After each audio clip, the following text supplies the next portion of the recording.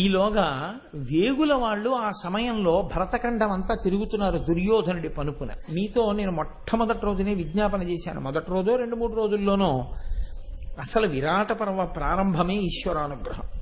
12 ఏళ్ళు పూర్తయిపోయి 13వ ఏడు అజ్ఞాతవాసంలోకి ఎడుతున్నాడంటే 3 నెలల ముందు నుంచి వీళ్ళు ఎక్కడికి ఎడుతున్నారో కనిపెట్టమంటే అయిపోయింది అజ్ఞాతవాసం. ఇంత బలం ఉన్నవాడు, ఇంతమంది గూఢచారులు ఉన్నవాడు ఆ మాట అనలేదు. అన్నా కూడా గూఢచారులు ఎటు వెళ్తున్నారో పట్టుకోలేకపోయారు. ఎలా పట్టుకోలేకపోయారంటే అక్కడే ఉన్నాడు ఈశ్వరుడు మరి. కాబట్టి వాళ్ళు విరాట్ నగరంలోకి వెళ్ళిపోగలిగారు. ఇప్పుడు ఈ గూఢచారులు భరతఖండం అంతా తిరిగారు. తిరిగి వాళ్ళు మాట్లాడిన మాటలు మీరు గమనించాలి. తిక్కన గారి గొప్పతనం ఎక్కడుందంటే దుర్యోధనుడు ఎన్ని చెప్పి పంపించాడన్నది మీకు ఇప్పుడు దుర్యోధనుడి మాటలు అక్కర్లేదు, వేగుల వాళ్ళు మాట్లాడిన మాటల్ని బట్టి తెలుస్తుంది. అయ్య బాబోయ్, ఇంత వెతికారా, ఎలాగా తప్పుకున్నారండి అసలు వీళ్ళు అనిపిస్తుంది మీకు. అలా అనిపించడంలో ఈశ్వరుడు ఉన్నాడు అనిపిస్తుంది. వాళ్ళు అన్నారు, అసలు ఆ లోపలికి వెడుతున్నప్పుడు దుర్యోధనుడి యొక్క అంతఃపుర ప్రాంగణ ప్రవేశ ద్వారం ఎంత గొప్పగా ఉంటుందో చెప్తారు. నిలబడినటువంటి ఏనుగుల నుంచి స్రవిస్తున్నటువంటి మదజలంతో అదంతా బురదైపోయి ఉందిట. యవ్వని వాకిట నిభమద పంకంబు రాజభూషణ రజో రజినడగు అంటుంది ద్రౌపది ధర్మరాజు గురించి. అలా మదజలాలతో తడిసిపోయి ఉంది. అలంకృతులైనటువంటి అనేక మంది స్త్రీలు ఒకళ్ళనొకళ్ళు తోసుకుంటూ లోపల సేవలు చేయడానికి వెళ్ళడం వల్ల వాళ్ళ మెళ్లల్లో వేసుకున్నటువంటి హారములు ఆభరణములు తెగి నేల మీద పడి ఉన్నాయిట. అంటే ఎంత త్వరగా ఎంత తొందరగా దుర్యోధనాదుల్ని సేవించుకోవాలని లోపలికి వెళ్ళారో చూడండి. పరిచారికలు ఆయన దగ్గర పనిచేస్తున్నటువంటి సేవకులే అంత ఐశ్వర్యవంతులై ఉంటే ఇంకా దుర్యోధనుడి ఐశ్వర్యానికి అంతెక్కడుంది. ఇటువంటి వాడు లోపలున్నాడు. వేగుల వాళ్ళు లోపలికి వెళ్ళారు. వెళ్ళి జయజయధ్వానం చేశారు. ప్రభు దర్శనమునందు జయధ్వానంతో ప్రారంభం. జయము జయము మహారాజా అంటూ మొదలుపెట్టారు. ఏమైంది మీరు వెళ్ళిన కార్యం అని అడిగారు. వాళ్ళు ఒక మాట చెప్పారు, మేము ఎత్తైన ప్రదేశాలు ఎక్కాం, పల్లంగా ఉన్న ప్రదేశాల్లోకి దిగాం. అంటే ఏదో పైనుంచి ఇలా కిందకి చూడటం కాదు, పల్లపు ప్రదేశాల్లోకి దిగాం. గుబురుగా కనపడినటువంటి ప్రతి చెట్టు ఎక్కి కొమ్మ వెతికాం. కొమ్మల్లో ఏమైనా చెట్ల మీద దాక్కున్నారేమో అని. పెద్ద పెద్ద చెట్లు కనపడితే వాటి తొర్రల్లో చూశాం. పర్వతాలు ఎక్కాం, కొండలెక్కాం, పర్వత గుహలు చూశాం. మేము చూడనిది అంటూ ఏమీ లేదు. అన్నీ వెతికేశాం, అన్ని ఊళ్ళు వెతికేశాం. ధర్మరాజు గారు ఎక్కి తిరిగేటటువంటి రథం ద్వారకా నగరం వైపుకు వెళ్ళడం చూశాం. కాబట్టి ద్వారకా నగరంలో వీధి వీధి ఇల్లు వెతికేశాం. అంటే వాళ్ళ రథం అంటే వెళ్ళింది కాబట్టి ధర్మరాజు కూడా ద్వారకలో దాక్కుంటాడు, ఎందుకంటే కృష్ణుడు కాపాడతాడని అక్కడికి వెళ్ళుంటారనుకున్నారు. ఈశ్వరానుగ్రహం కావలసిన వాడు గుళ్ళో దాక్కోక్కర్లేదు, ఎక్కడ ఉన్నా వాడికి ఈశ్వరానుగ్రహం కలుగుతుంది. కాబట్టి ఇప్పుడు మేము ద్వారకా నగరంలో ఉన్నటువంటి వీధులన్నీ వెతికాం, ఇళ్ళన్నీ వెతికాం. కానీ మహారాజా మాకు ఎక్కడ పాండవుల జాడన్నది తెలియలేదు. కానీ మేము ఎందుకు మీ దగ్గరికి పరిగెత్తుకొచ్చామంటే ఇంకా కొద్ది రోజుల సమయం ఉంది. 13 రోజులన్న మాట మాత్రం వేగుల వాళ్ళకి తెలియదు. వేగుల వాళ్ళకి దుర్యోధనుడికే తెలియదు. అందుకే లెక్క తప్పన్నాడు. కానీ నీ ఆజ్ఞ కోసం వచ్చాం, ఒక్క శుభవార్త చెప్పి వెళ్ళిపోదామని వచ్చాం. ఏమిటా శుభవార్త అన్నాడు. దుర్యోధనుడికి విరాట్ రాజుకి ఎప్పటి నుంచో పడదు. విరాట్ రాజు యొక్క బలం అంతా కీచకుడి మీద ఉంది.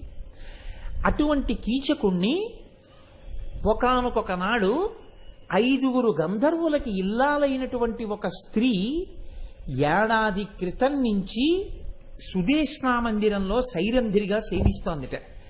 ఆ సైరంధ్రి మీద చూపు పడి ఆమెను మోహించి కామించాడు కీచకుడు. ఆమె భర్తలు ఆ కీచకుణ్ణి అసలు లోకంలో ఎవ్వరూ ఊహించడానికి వీలు లేని రీతిలో చిత్రవధ చేసి చంపి ఒక మాంసపు ముద్దగా విడిచిపెట్టారు నర్తనశాలలో. ఇది విరాట్ రాజు గారి యొక్క నగరంలో కథలుగా చెప్పుకుంటున్నారు. మీకు విరాట్ రాజు శత్రువు కనుక విరాట్ రాజుకి బలమై కుడిభుజమై ప్రాణ సమానమైనటువంటి కీచకుడు మరణించాడు కనుక ఈ శుభవార్త మీకు నివేదించి వెళ్ళిపోదామని వచ్చాం. తదుపరి మేము చెయ్యవలసిన కార్యం ఏమిటని అడిగారు. అడిగితే దుర్యోధనుడు అన్నాడు, మీకు తర్వాత చెప్తాను, ప్రస్తుతానికి మీరు వెళ్ళవచ్చు. వేగుల వాళ్ళు వెళ్ళిపోయారు. దుర్యోధనుడు అంటే ఏ తెలివి తక్కువ వాడని మీరు అనుకోకండి. మీకు నేను తరచూ చెప్తూ ఉంటాను, శ్రీరామాయణం చదివేటప్పుడు వాల్మీకి మహర్షి గొప్పతనం ఎక్కడుంటుందంటే ఆయన ఎక్కడ ఎవరికి పత్రికలు ఇవ్వరు. ఈయన ఇలాంటి వాడు, ఆయన అలాంటి వాడు, ఆయన ఏమనరు. ఎవడెలాంటి వాడో మీరు గమనించాలి. తెల్లవారకట్ట లేచి సీతమ్మ మీద కామంతో తలుచుకున్నాడు రావణుడు. మంచివాడా చెడ్డవాడా? వాల్మీకి చెప్పడం అయితే మీకు అర్థం కాదా? అంతే. తెల్లవారుజామున లేచి రాముడు 4 గంటలకి స్నానం చేసి సంధ్యావందనం చేసుకున్నాడు. ఎవరేం చేశారో చెప్తారు, మీరు ఎవరెలాంటి వాళ్ళో నిర్ణయించుకోవాలి. తిక్కన గారు కూడా చాలా చమత్కారంగా చెప్తారు. నేను మీతో మాట్లాడతాను, మీరు వెళ్ళండి అన్నాడు. ఆ వచ్చినటువంటి వేగుల వాళ్ళు వెళ్ళిపోయారు. వెళ్ళిపోయిన తర్వాత మంత్రులతో కలిసి సభ తీర్చాడు. సభ తీర్చి మాట్లాడుతున్నాడు దుర్యోధనుడు. ఆయన మాట్లాడడం అంటే ఎప్పుడూ ఎలా ఉంటుందో మీరు ఆలోచించండి. సమయ సముచిత కృత్యంబు చక్క చేసి పాండవులు రాజ్యమున కాన పడకమున్న అరసి ఇరిగి అరణ్యంబునందు దొంటి ఎట్లా ఇడుమల గడవబో నడుపవలయు. మనం ఇప్పుడు సమయోచితమైనటువంటి కార్యం ఒకటి చెయ్యవలసి ఉంది. పాండవులు అజ్ఞాతవాసంలో ఉన్నారు. చాలా నెలలు గడిచిపోయి తొందరగా పాండవులు ఎక్కడ ఏ రూపాలతో ఉన్నా మనం పట్టుకోవాలి. పట్టుకుని పాండవుల్ని గుర్తించేస్తే మళ్ళీ పాండవులు 12 ఏళ్ళు అరణ్యవాసం, 1 సంవత్సరం అజ్ఞాతవాసానికి వెళ్ళిపోతారు. మీరు ఒకటి ఆలోచించండి, మేము వెళ్ళమంటే వాళ్ళు ఇప్పుడు తన అర్ధరాజ్యం ఇవ్వనంటున్నాడుగా, అంత మొండితనం వాళ్ళు ఉంటే ఆయన నమ్మకం ఏమిటో తెలుసా అండి? ధర్మరాజు అలా అనడం. అందుకే విచిత్రం ఏమిటంటే 12 సంవత్సరం అజ్ఞాతవాసం అయిపోయిందంటాడు భీష్ముడు, అవలేదంటాడు దుర్యోధనుడు. ఎవరు చెప్తే నమ్ముతాడు? ఆఖరికి వేగుల వాళ్ళని పిలిచన్నాడు, మీరు మారువేషంలో వెళ్ళి ధర్మరాజుని అడగండి అయిపోయిందో లేదో అన్నాడు.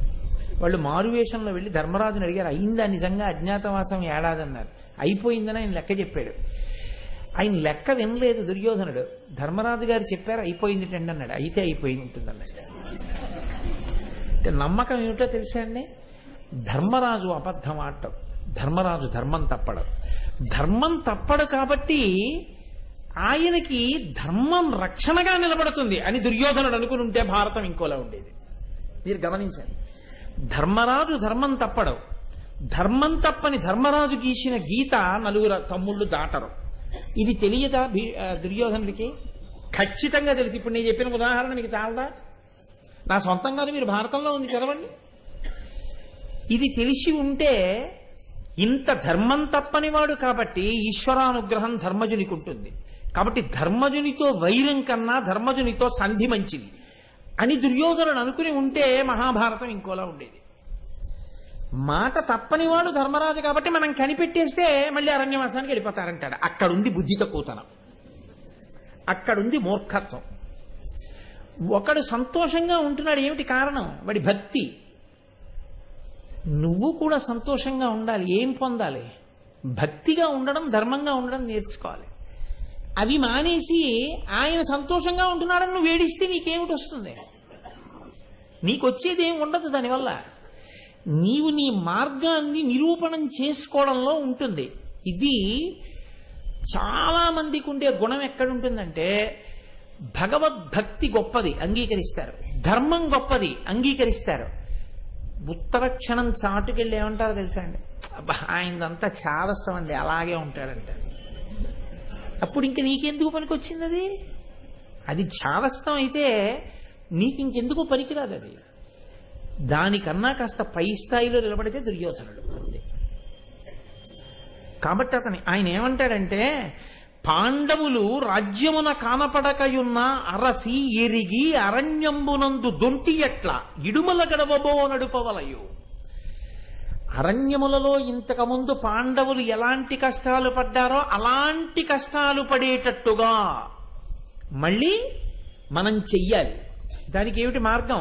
వాళ్ళు ఎక్కడున్నారో కనిపెట్టడమే. బుద్ధి ఉన్నవాడైతే ఏమనాలి? ఇన్ని నెలలు గడిచింది, అంగుళం వదలకుండా వెతికారట వేగులు, కనపడలేదు పాండవులు.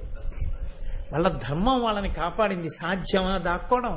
అంతటి తేజోమూర్తులు అయితే, అదే జనమేజయుడైతే అన్నాడు, వాళ్ళు దాక్కోవడానికి వాళ్ళ తేజస్సే వాళ్ళకి అడ్డం ఎలా దాక్కుంటాడని అడిగాడు. ఈ మాట దుర్యోధనుడు అనుండుంటే సంధికి వెళ్ళుండేవాడు, ఇంకోలా ఉండుండేది.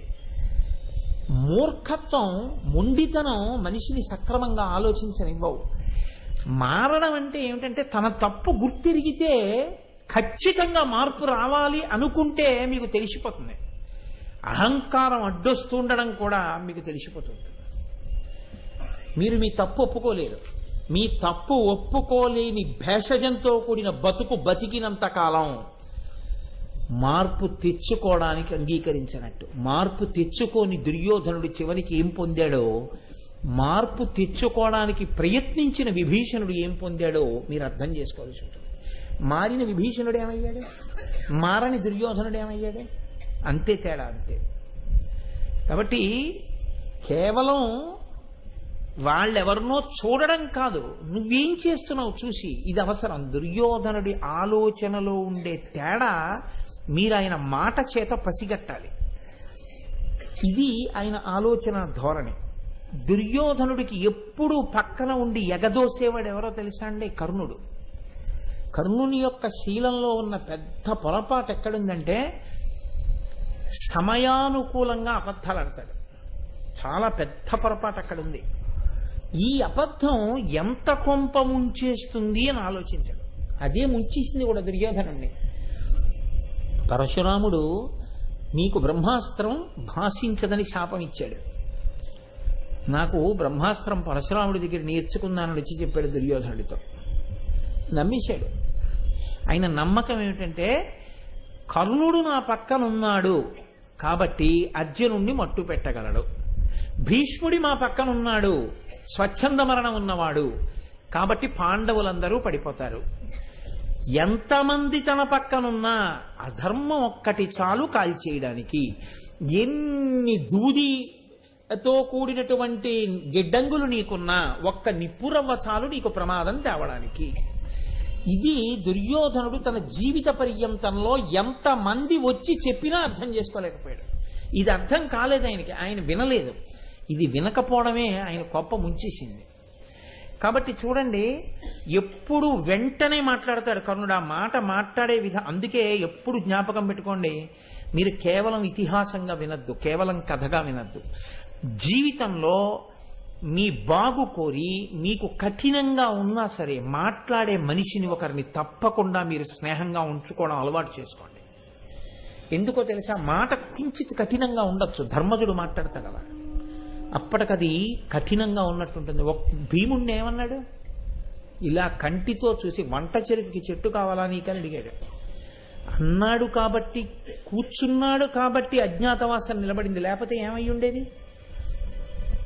కించిత్ కఠినంగా మాట్లాడినా, కోప్పడినా, తాను ధర్మాన్ని నమ్మి, తాను భగవంతుణ్ణి నమ్మి, భక్తితో ఉండి, ధర్మమునందు పూనిక ఉన్నటువంటి వ్యక్తితో స్నేహాన్ని ఎట్టి పరిస్థితులలో వదలకండి.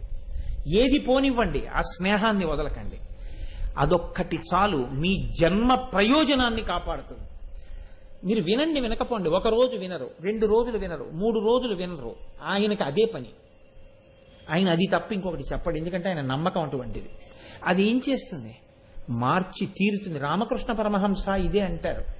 ఒక ఏనుగుకి ఉండే లక్షణం ఏమిటంటే తొండాన్ని ఎత్తి ఎప్పుడు ఇలా ఏదో ఒకటి పీకుతుంది. అది కదంబ వృక్షమే అవనివ్వండి, ఏనుగు అనవసరం, కొమ్మలు లాగేస్తుంది. బక్కగా ఉండే ఒక మావటి పక్కన నడిచి వెడుతూ ఇలా ఇలా అంటాడు అంకుశంతో, తొండం ఎత్తినప్పుడల్లా ఇలా అంటాడు, ఇలా దింపేస్తుంది. ఇప్పుడు ఆ ఏనుగు రాచవీధిలో నడిచి వెడుతుంటే పసిపిల్లలకి కూడా ఆపద ఉండదు, ఎందుకంటే అతను ఇలా అంటుంటే చాలు. మీకు ఇంకో ఆశ్చర్యం తెలుసా, ఏనుగు నిలబడినప్పుడు మావటి కానీ అంకుశాన్ని అక్కడ పెట్టి వెడితే ఏది ఏమవనివ్వండి, అంకుశం నుంచి అడుగు దాటి ఏనుగు వేయదు. ఇంకా కావాలంటే మీరు ఏనుగుల్ని పెంచేవాళ్ళు ఉంటారు తిరుపతిలోనూ, అక్కడ మావటిని వాళ్ళని అడగండి, అంకుశం దాటి వెడుతుందా? మీరు ఇలా అంకుశం. అందుకే మీరు ఎప్పుడైనా గమనించండి, ఏనుగు దగ్గర కూర్చునే వాళ్ళు దేవాలయాల్లో ఏం చేస్తారంటే వాళ్ళు ఏనుగు కాలు పక్కనే కూర్చుంటారు. కాలు పక్కన కూర్చుని ఏనుగు 2 కాళ్ల ముందు అంకుశాన్ని ఇలా పెడతారు. అంకుశాన్ని కాలు మడవండి, అంకుశాన్ని ఇలా ఇలా పెట్టి కాళ్ల ముందు కూర్చుంటారు. దాని కాలు పక్కనే కూర్చుంటారు. అతను ఎటో చూస్తూ ఉంటాడు ఇలాగా. నిజంగా అది కాలెత్తి ఇతని తొడ మీద వేసింది అనుకోండి, ఏమైపోతాడు? అంత దగ్గరగా కూర్చుంటాడు. మీరు బాగా గమనించండి, అడగండి ఎప్పుడు నా మావటిని. అది ఏం చేస్తుందో తెలుసా అండి? 2 కాళ్ల ముందు అంకుశం కానీ పెడితే ఎట్టి పరిస్థితుల్లో కాళ్ళు కదపదు. దానికి బదులు ఏం చేస్తుందంటే కుంభస్థలాన్ని ఇలా ఊపుతుంది, ఇలా ఊపుతూ తొండాన్ని ఇలా ఊపుతుంది. అతను అలా చూస్తుంటాడు. మళ్ళీ ఎప్పుడు అడుగు తీస్తుందంటే అంకుశాన్ని తీసేస్తే తీస్తుంది. అంత ఏనుగు దేనికి కట్టుబడిపోయింది? ఒక అంకుశం వల్ల అలవాటైంది. తొండం ఎత్తితే ఇలా కొడితే దింపేస్తుంది. ఒక్క ధార్మికుడైన వ్యక్తితో మీ స్నేహం మీ జీవితంలో ఉన్నటువంటి దురలవాట్లని క్రమక్రమంగా తీసేసి ధర్మపథంలో నడవడం అలవాటు చేస్తుంది. అది మీకు ఎంత ప్రయోజనాన్ని ఇస్తుంది అన్నది నేను చెప్పడం సాధ్యం కాదు, నా వల్ల కాదది. ఆ ప్రయోజనాన్ని కన్న తల్లిదండ్రులు కాదు, సమాజమంతా కలిసి కూడా ఇవ్వలేదు. ఒక ధార్మికుడితోటి స్నేహం ఒక్కటేది ఇవ్వగలదు. అందుకే సత్సంగత్వే నిస్సంగత్వం అంటారు శంకర భగవత్పాదులు. ఇది దుర్యోధనుడికి లేదు. అతనికి ఉన్న పెద్ద ప్రమాదం ఎక్కడొచ్చిందంటే అసలు అతన్ని ఎప్పుడూ రెచ్చగొడతాడు. ఒక మాట అన్నాడు అనుకోండి, వెంటనే అతని ఆలోచన ఇంకొక వైపుకి వెళ్ళనివ్వడు కర్ణుడు. ఇలా చేస్తే ఏమవుతుంది అంటాడంటే ఏదైనా సరే తృణప్రాయం. మీరు చూడండి, భీష్ముడు తృణప్రాయం, ద్రోణుడు తృణప్రాయం, కృపాచార్యుడు తృణప్రాయం. నేను అన్నానది కాదు, మీరు చదవండి ఒకసారి. ఎంత దానకర్ణుడైతే ఎవరికి కావాలి, మాట యందు ఎంత అధిక్షేపిస్తాడో, ప్రతివాణ్ణి అధిక్షేపిస్తాడు. నువ్వు పోయే వరకు నేను యుద్ధానికి రానన్నాడు భీష్మాచార్యులంతటి మహానుభావుణ్ణి. ఆఖరణ ఆయన అంపశయ్య మీద పడుకుంటే అప్పుడు వచ్చాడు దిగులు పడి. అప్పుడు బుద్ధి చెప్పారు భీష్మాచార్యుల వారు. అంత అధిక్షేపణ. వెనక్కి వెళ్ళి నించో అన్నాడు ద్రోణాచార్యుల వారిని ఉత్తర గోగ్రహణంలో. అటువంటి మహానుభావుడు ద్రోణుడు. అన్నిటికన్నా ప్రమాదం అధిక్షేపించి మాట్లాడడం, ప్రత్యేకించి గురువుని. నువ్వు గురువు గారు అని ఒకసారి పిలిస్తే వెంటనే కట్టడి ఉండాలి. ఇంకా నువ్వు ఆయనని అతిక్రమించి మాట్లాడే అధికారాన్ని నువ్వు కోల్పోయావు, నీ అంత నువ్వు వదులుకున్నావు. కాబట్టి నువ్వు గురువుగారిని పిలిచావు. నువ్వు గురువుగారిని పిలిచిన తర్వాత ఇంకా ఆయన ఎందు వంక పెట్టి మాట్లాడే అధికారం నీకు లేదు. ఒకవేళ ఆయనకి ఏదైనా వంకర ఉంటే ఆయన దిద్దుకుంటారు. ఆయన వంకర చెప్పడానికి ఆయనకు గురువుగారు ఉన్నారు. నువ్వు మాత్రం పనికి రావు దానికి. అది నీ బాధ్యత కాదు. నీవు కొడుకువైతే నీ తండ్రి సేవ చేయడమే తప్ప నీ తండ్రిలో వంకర చూడడానికి నువ్వు కొడుకుగా సరిపోవు. చంద్రశేఖర భారతి ఇదే అంటారు. గురువుకి శిష్యుడికి అయితే శిష్యుడికి గురువు యొక్క వంకర చూసే అధికారం లేదు. అసలు ఆ ప్రసక్తి రాకూడదు. అది వచ్చింది గురువు వదిలిపెట్టేయవలసి ఉంటుంది. ఎందుకంటే ఇంకా దాన్ని అది చాలా ప్రమాదకరమైన పోకడ కింద గుర్తుంది. కాబట్టి చూడండి, ఎక్కడ వస్తుందంటే దుర్యోధనుడికి ప్రమాదం పక్కనున్న కర్ణుడి మాటల్లోంచి వస్తుంది. మీరు విరాట పర్వాన్ని విరాట పర్వంగా కథగా వినవద్దని నేను అందుకే పునఃపునః మనవి చేస్తున్నాను. కథాభాగంగా చెప్తారు. ఎందుకు చెప్పాలి, ఎందుకు ఆంధ్రీకరించాలి తిక్కన గారు? ఇది మన జీవితాల్ని పండించే సందేశంతో ఉంది కాబట్టి. ఇప్పుడు మీరు ఎవరి మాటలు ఎక్కువ లెక్కలోకి తీసుకోకూడదో కూడా దృష్టిలో పెట్టుకోవాలి. జల్లెడ గొప్పతనం ఎక్కడుంది? మీరు ఏది పోసినా ఏమందో. జల్లెడ కదిలిందనుకోండి, ఏది తన కన్నములలోంచి దిగిపోతుందో దాన్ని అంతటినీ వదిలేస్తుంది. ఏది అంతకన్నా పెద్దదో దాన్ని తనలో ఉంచుకుంటుంది. అంతే, అదే జల్లెడ శక్తి. మీరు సమాజం అన్న తర్వాత చాలా మంది మీ చుట్టూ వస్తారు. మీరు వింటూ ఉంటే సుచీంద్రంలో ధర్మరాజు గారు అంటారు, చీపురు పుల్లు ఇటు పెడితే ఇటు ఎడుతుంది జల్లెడలా. అందులో మంచి ఉంటే పట్టాలి, పుల్లుంటే వదలాలి. అది రాలేదనుకోండి, ప్రతి మాటకి మీరు ప్రభావితులు అయిపోయారనుకోండి, ప్రమాదం వస్తుంది, జీవితం పాడైపోతుంది. అంటే చూడండి ఎక్కడుందో దుర్యోధనుడు పాడవడం అన్నది. కర్ణుడు అంటాడు, వివిధ దుర్నిరూప వేషముల్ గైకొని నిఖిల దిశలయందు నిపుణ వృత్తి నిరుగునట్లుగా అనేకుల బుచ్చిన నిలి నేటిలోన నిరుగబడరే. అంతే అర్థమైంది ఆయనకి పాండవులంటే. అది పెద్ద విషయం ఏమిటన్నాడు అంతే. కొంతమంది చూడండి చాలా చులకనగా మాడతారు. ఆయనన్న మాట అసలు వాడా అంటారు. ఎవరి పేరు మీరు ఎత్తండి, ఆయన అన్న మాట ఉండదు అసలు. వాడా అండి మనకి తెలుసండి అంటారు. మనకంటారు ఏమిటి, నాకనరు, నాకంటే వాళ్ళకి తక్కువ అనమాట, మనకి మనకి ఏమిటో బహువచనం ఏమిటో మనకి తెలిసింది అంటాడు. ఏదైనా సరే మనం చేసేద్దాంలేండి అంటాడు. అన్ని ఉత్తిది, వాడేం చేయలేడు, అన్నిట ప్రగల్భమే. అంటే చులకన భావం అనమాట. అవతల వారి ఎందు చాలా నైత్య సంధానం. వాడెంత కర్ణుడికి ఎన్నడూ అవతల వారి ప్రజ్ఞ గుర్తెరగలేడు. ఇది చాలా ప్రమాదకరమైన పోకడండి. అవతల వారి యందు ఉన్న ప్రజ్ఞని గుర్తెరగకపోవడం మనిషి పతనానికి హేతు. కాబట్టి అంటున్నాడు, పాండవుల అది పెద్ద విషయం ఏంటి, అన్ని దిక్కులకి వేగుల వాళ్ళని పంపించండి, ఎక్కడున్నా పట్టేస్తారు. మరి వెళ్ళొచ్చిన వాళ్ళు ఏం చెప్పారు? మరి వెళ్ళారుగా వాళ్ళందరూ. మిట్టలెక్కాం, పల్లాలెక్కాం, గుహల్లోకి వెళ్ళాం, కొండల్లోకి వెళ్ళాం, నీళ్లలో దూరాం, ఆ ఇళ్లల్లోకి వెళ్ళాం, వీధుల్లోకి వెళ్ళాం, నిప్పుల్లో దూకాం, నీళ్లలో దూకాం, పాండవులు కనపడలేదనేగా చెప్తున్నారు ఇన్ని నెలల నుంచి వెతికి. మరి ఈ సలహా ఏంటి? మాట్లాడే ముందు ఏమైనా యుక్తాయుక్త విచక్షణ ఉందా అంటే, మీరు ఇంగ్లీష్లో బయాస్ అనో మాట అంటుంటారు, బయాస్ ప్రిజుడీస్ అంటే అతను సమస్యని సమస్యగా చూడడు, సమస్యని వ్యక్తుల కోణంలో చూస్తాడు. పాండవులంటే పడదు కాబట్టి పాండవుల్ని పట్టుకోవడం పెద్ద లెక్క ఏంటి, వాళ్ళని ఎలా అయినా పట్టుకోవచ్చు. ఇంతకన్నా దారుణమైన ఆలోచన ఉన్నవాడు ఎవరో తెలుసా అండి? దుశ్శాసనుడు. అసలు మీరు ఆయన మాటలు వింటే ఆశ్చర్యపోతారు. ఆయన అన్నాడు, వలవదురోయ పాండవుల వారొక యూరట లేని త్రిప్పటన్ బలమరి వన్య సత్వముల పాల్పడి చచ్చిన చోట బూరియున్ మొలవదయింత కింకిట మనోముదమొస్తలితంబుకాన విచ్చల విడి రాజ్యలక్ష్మిదగు చందమునన్ కొనియాడు మున్నతిన్. ఏంటి ఇంకా పాండవులు పాండవులు పాండవులు, ఇంకా పాండవుల్ని వెతకడం, పాండవుల్ని పట్టుకోవడం. 12 ఏళ్ళు అరణ్యవాసాల్లో తిరిగి తిరిగి తిరిగి తిరిగి తిరిగి బడలిపోయారు. అజ్ఞాతవాసంలో దాక్కోవడంలో ఏ జంతువు తినేసి శుభ్రంగా రక్తం మాంసం నాకేస్తే ఎముకలు కూడా భూమిలోకి వెళ్ళిపోయి పచ్చగడ్డి మొలిచి మిగిలిన పశువులు తింటుంటాయి. ఇంకా పాండవులు ఏంటి? ఆ మాట వదిలి బారేసి హాయిగా రాజ్యలక్ష్మిని అనుభవించాను నేను. అంత తేలిక ఎవరి దుశ్శాసనుడు? మీరు ఆలోచించండి. ఏ పాటి పటిమ ఉన్నవాడు. పాండవులలో ధర్మరాజు గారి పేరులో దా అన్న అక్షరం పలకడానికి అర్హత లేనివాడు వాడు అంత డాబుగా మాట్లాడతాడు. మాట్లాడిన వాళ్ళందరూ గొప్పవాళ్ళని మీరు అనుకోకండి. అసలు ఎవడు ప్రాజ్ఞుడో వాడు చాలా గంభీరంగా మాట్లాడతాడు. ఆయన మాట చాలా విలువతో కూడినదై ఉంటుంది, చాలా లెక్క కట్టినదై ఉంటుంది. ఇతరుల యందు గొప్పతనాన్ని వెతుకుతాడు, నేనెంత వాడిని అంటాడు. మీరు చూడండి, ఈ దుశ్శాసనుడు స్వతహాగా సున్నా, ఎందుకు పనికిరాడు. పెద్ద వీరుడా కాదు, చదువుకున్నవాడా కాదు. ఏమిటొచ్చు దుశ్శాసనుడికి అంటే, అంధకారంతో, మొండి పట్టుదలతో, మూర్ఖత్వంతో, యుక్తాయుక్త విచక్షణ లేకుండా అన్నయ్య ఏం చేయమంటే చేస్తాడు. అదొక్కటే ఆయనకి తెలుసు. తన జీవితాన్నంతటినీ ఎక్కడికి తీసుకెళ్లి పెట్టేశాడో తెలుసా అండి? అన్నయ్య ఏం చెప్తే చేయడం.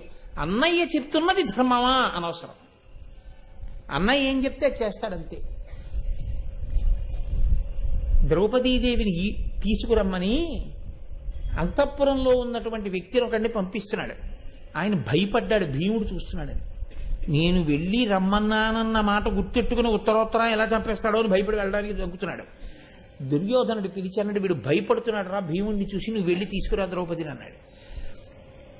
వెళ్ళి ఏదో కనుక్కొచ్చాడు, రానంటోంది, ఏదో ప్రశ్న అడిగింది, ఈడ్చుకురా అన్నాడు. వదిన గారు, నేను ఈడ్చుకురావడం ఏమిటన్నయ్యా, తప్పు కదా అనలేదు. జుట్టు పట్టి ఈడ్చి తీసుకొచ్చాడు సభలోకి. చీర విప్పేరా అన్నాడు. అన్నయ్య రజస్వల అన్నయ్య, ఆవిడ ఏకవస్త్ర, ఆవిడ చీర విప్పడం ఏంటన్నయ్య సభలో? వదిన గారు అన్నయ్య, మనకి కన్న తల్లి చీర విప్పడం ఎటువంటిదో వదిన గారి చీర విప్పడం అటువంటిది. మహాపతివ్రత సభలో విప్పడం ఏంటన్నయ్య, తప్పు కదా, ఆ మాట నువ్వు అనొచ్చా అనలేదు, ఇప్పించాడు. కృష్ణ పరమాత్మ చీరలు ఇచ్చాడు, చేతులు నెప్పెట్టాయి, కింద కూర్చున్నాడు.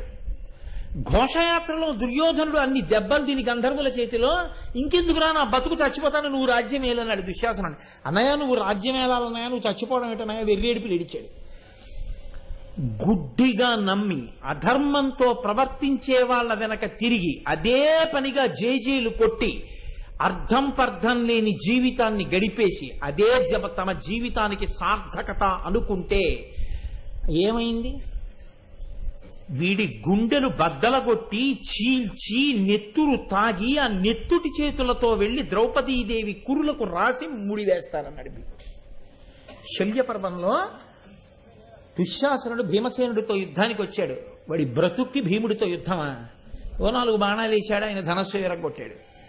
అమాంతం భీముడు రథంలోంచి కిందకి దిగి ఆ రోజున చేసిన యుద్ధం మీరు ఎప్పుడైనా శల్యపర్వం వింటారుగా? నా దగ్గర విన్నప్పుడు విందురుగా, నా దగ్గర ఎక్కర్లేదు, ఎక్కడైనా వింటారుగా, లేకపోతే చదువుకుంటారుగా. కాబట్టి ఆ కర్ణుడు రథం మీద నిలబడి ఉన్నాడు. కర్ణుడు రథం మీద నిలబడి ఉండగా భీముడు దుశ్శాసనుణ్ణి చూసేటప్పటికి మీద పడి కుమ్మి మోకాలుతో గుండెల్ని గుద్ది అరికాలుతో పీక తొక్కి పైకెత్తి గిరగిర తిప్పి నేలకేసి కొట్టి మీద కూర్చుని గుండెలు చీల్చి నెత్తురు తీసి తాగుతుంటే ఇంత కర్ణుడు బాణం వేయడం మర్చిపోయి అలా ఉండిపోయాడు. అందరూ యుద్ధం ఆపేశారు. ఇంత బీభత్సమా అని నెత్తురు గుటకలు తాగేశాడు. తాగి ఆ నెత్తురు పట్టుకుని వెళ్లి ద్రౌపదీదేవి కురులకు రాశాడు. ఎందుకంత ఘోరమైన చావు చచ్చాడు దుశ్శాసనుడు? అసలు అతని బతుకు దిద్దుకోవడం అతనికి రాదు. అంతటి మహాత్ముల జీవితాల గురించి మాట్లాడుతున్నాడు. కొందరు గురించి మాట్లాడేటప్పుడు మనకు అంత అర్హత ఉందా అన్నది ఆలోచించాలి. ఆ అర్హత లేకుండా ఎంత పెద్ద వాళ్ళని పెడితే అంత పెద్ద వాళ్ళ గురించి మాట్లాడడం మంచిది కాదు. అది కత్తి కుడుపుతుంది. మాట్లాడడం తేలికండి, చాలా తేలిక, మాట దాటేస్తుంది నాలుక. కానీ అది అనుభవంలోకి వస్తుంది ఒకనాడు. ఆ పాపం అనుభవంలోకి వచ్చాక తల్లడిల్లిపోతావు. అప్పుడు నిన్ను రక్షించేవారు ఉండరు. ఎందుకో తెలుసా? నువ్వు అనుభవించవలసిందే. ఎక్కడికి పోతుంది నువ్వు చేసిన పాపం? అది రాకుండా ఉండాలి. అది తెలియదు దుశ్శాసనుడికి. ఎంత బహుశः మహాభారతం మొత్తం మీద దుశ్శాసనుడంత దారుణంగా చచ్చిపోయినటువంటి వ్యక్తి కౌరవుల్లో ఇంకొకడు లేడు. అంత దారుణంగా చచ్చిపోయాడు. ఏమిటి మూట కట్టుకున్నాడు? అటువంటి వాడు పాండవుల గురించి వాళ్ళ ఎప్పుడో చచ్చిపోయి ఉంటారు, ఎముకలు భూమిలో పడిపోతే గడ్డి మొలిస్తే పశువులు తింటున్నాయన్నాడు. ఇది దుశ్శాసనుడు అంటే. ఇవన్నీ ఎవరు వింటుంటారో తెలుసా అండి? ఇవి వింటుంటాడు దుర్యోధనుడు. అదే మళ్ళీ తెలియదా? ధర్మరాజు గారు చెప్తే సత్యం అంటాడు. ఇంత తెలుసున్నవాడు తప్పురా, నువ్వు చెప్తే చెప్పచ్చు కానీ బొత్తిగా అలా మాట్లాడకూడదు పాండవుల గురించి. వాళ్ళంటే ఏమనుకుంటున్నావు? ఏం మామూలు వాళ్ళు అనుకుంటున్నావా? ఏమిటి అతి మాటలు ఏమిటి? అలా మాట్లాడకూడదని ఒక్కనాటి కనడం. కర్ణపేయంగా వింటూ ఉంటాడు అవన్నీ. మీరు ఒకటి ఆలోచించండి. నాకు ఒక స్నేహితుడు ఉండేవాడు. వాడు ఎంత చమత్కారమైన మాట అనేవాడంటే, కోటేశ్వరరావు గారు నేను తలుచుకుంటే ప్రధానమంత్రిని కాగలడు, ప్రధానమంత్రి ఎప్పటికీ నా ఉద్యోగం మాత్రం చేయలేడనేవాడు. అంటే నాకు అర్థం కాక ఓ రోజున అదేమిటయా అని అడిగాను. అవునండి, 80 ఏళ్ళు వచ్చినా నేను ప్రధానమంత్రి పదవికి పోటీ చేయొచ్చు, 26 ఏళ్లు దాటిపోతే కేంద్ర ప్రభుత్వ ఉద్యోగంలోకి తీసుకోరు, కాబట్టి ప్రధానమంత్రి నా పదవిలోకి రాలేడు, నేను ప్రధానమంత్రిని కాగలననేవాడు. అదో తృప్తి. ఏమనగలరు మీరు? ఇప్పుడు మీరు అది కాదనడానికి ఏం ఉండదు, కానీ అసలు ఆ మాటకు అర్థం ఏమైనా ఉందా? అందువల్ల ప్రధానమంత్రి తక్కువ అయిపోయాడా, నువ్వు ప్రధానమంత్రి కన్నా గొప్పవాడి అయిపోయావా అంటే ఏం లేదు. కానీ వాడికి అదొక పెద్ద తృప్తి. ఎప్పుడు ఏమంటే ప్రధాని కన్నా నేను గొప్పవాడిని అంటూ ఉండేవాడు అది చెప్పి. ఇక మీరు వాడిని ఏమని అనగలరు చెప్పండి? అటువంటి ధూర్తతనంతో కూడి ఉంటారు కొంతమంది. అలా దుశ్శాసనుడు ఇలా మాట్లాడితే నిగ్రహించడు దుర్యోధనుడు. వచ్చిన పెద్ద సమస్య. ఇప్పుడు ద్రోణుడు మాట్లాడడం మొదలుపెట్టాడు. ఇది మీరు వినాలి. మీ గురించి లోకమంతా ఏమనుకుంటోంది తీసవతల బారైంది, లెక్కలోకి రాదు. మీ గురించి పెద్దలు ఏమంటారు అది చాలా లెక్కలోకి వస్తుంది. మిగిలిన వాళ్ళ మాట వదిలేండి, గాలి మాట, దానికి ఏముంది? లోకులు నిన్నను చూశారుగా ద్రౌపదీదేవి విషయంలో, అవి వదిలేయండి. వాళ్ళ గురించి పెద్ద పట్టింపు ఏమిటి? ప్రాజ్ఞులైన వారు మీ పేరు ప్రస్తావనకు వస్తే, అన్న మహానుభావుడండి అంటారా? ధర్మాత్ముడండి ఆయన అంటారా? పరమభక్తి తత్పరుడు, యోగ్యుడు అంటారా? అలా అనిపించుకుంటే నీవు ధన్యుడవు. పెద్దల చేత అలా అనిపించుకోలేకపోతే ఏదో తేడా ఉంది, నువ్వు మార్చుకోవలసి ఉంటుంది జీవితాన్ని. ద్రోణుడు ఏమంటున్నాడో చూడండి. క్షాత్ర సమగ్రులు, ఆర్యునుత గౌరవ దీప్తులు, వర్ణనీయ సౌభ్రాతృలు, ఉదాత్త దైవబల భవ్యులు, దివ్య సమానులు, ఆ ప్రధాపుత్రులు, వారి ఆపదలనందునే యోపిన ఇంకనైనా ఈ ధాత్రి గడంగి యూరయు విధంబున చెప్పుడు నేర్పులేర్పడం. ఎలాంటి మాటలు చెప్పాడో చూడండి. ఎటువంటి మహానుభావుడో అటువంటి మహానుభావుడు. అసలు మహాభారతంలో రహస్యం ఏమిటంటే, భూమి భారం పోవడానికి, కొన్ని కోట్ల మంది పాపాత్ములు తెగటారిపోవడానికి పరాశక్తి యొక్క అద్భుత విన్యాసము చేత సృజింపబడినటువంటి మహాపురుషుడు ద్రోణుడు. అందుకే ద్రోణుడు స్త్రీ పురుష సంబంధం చేత జన్మించిన వాడు కాదు. అందుకే మనకి లోకంలో ఒక నానుడుంది, మహాత్ముల జననములు మీరెన్నవద్దు అంటారు. కారణం ఏమిటో తెలుసా అండి? పాంచభౌతిక శరీరంతో కర్మను అనుభవించడానికి పుట్టేవాళ్ళు పుడుతూనే ఉంటారు. కోట్ల మంది దీపపు పురుగులు పుట్టినట్టు పుట్టి పడిపోతుంటారు. నలినీ దళగత జలమతి తరళం తత్వజీవితమతిశయిత ఫలం విద్ధిర్వ్యాధ్యభిమానగ్రస్తం లోకం శోకచ హంత సమస్తం అన్నారు శంకర భగవత్పాదులు. ఒక మహాత్ముడు జన్మించాలంటే అమ్మవారు ఆశ్చర్యకరమైన లీల చేత కారణజన్ముడుగా సృష్టిస్తుంది. అంటే ఏదో ఫలితం ఉంది అని గుర్తు. అటువంటి ద్రోణుడు ఇవాళ మాట్లాడుతున్నాడు. ఆయన అంటున్నాడు, క్షాత్ర సమగ్రులు నీచంగా చచ్చిపోయి ఉంటారన్నాడుగా దుశ్శాసనుడు. నీకు వాళ్ళ గురించి మాట్లాడే అధికారం ఏమిట్రా అనలేదు. వాళ్ళు క్షాత్ర సమగ్రులు అన్నాడు. అంటే పరిపూర్ణమైన క్షాత్ర